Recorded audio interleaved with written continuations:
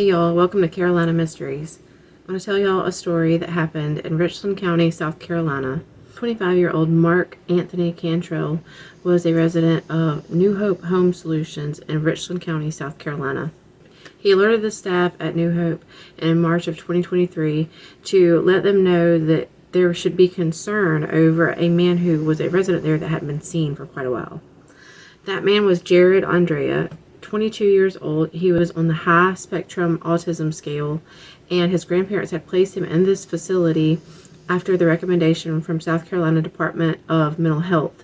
This was supposed to help him develop independent skills and learn to be self-sufficient.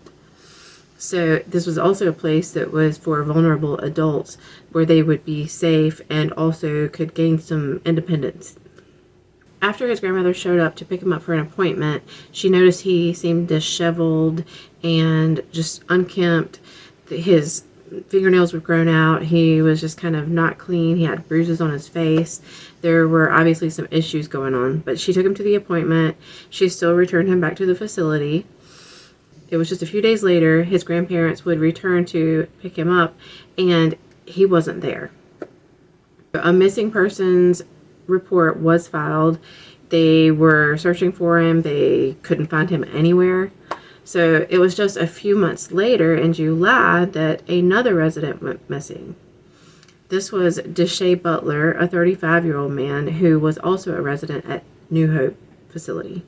After investigating some security footage that filmed someone carrying a body out of the facility, they did some questioning, and it turns out that Mark Cantrell murdered Deshae Butler and Jared Andrea. He strangled both men and consumed parts of their bodies and their blood because he believed that it gave him superpowers. So, another little backstory here. Mark Cantrell had previously been convicted of killing his family's dogs, 3 dogs, and then setting the house on fire to cover up the fact that he killed the dogs. And he did this, he set the fire because he had previously been in trouble with his family for murdering other family dogs. But this time he was actually charged with killing all 3 dogs and setting the house on fire. It also came to the attention of Jared Andrea's family that this facility was not even licensed by the state of South Carolina. These were basically tenants who were renting this home.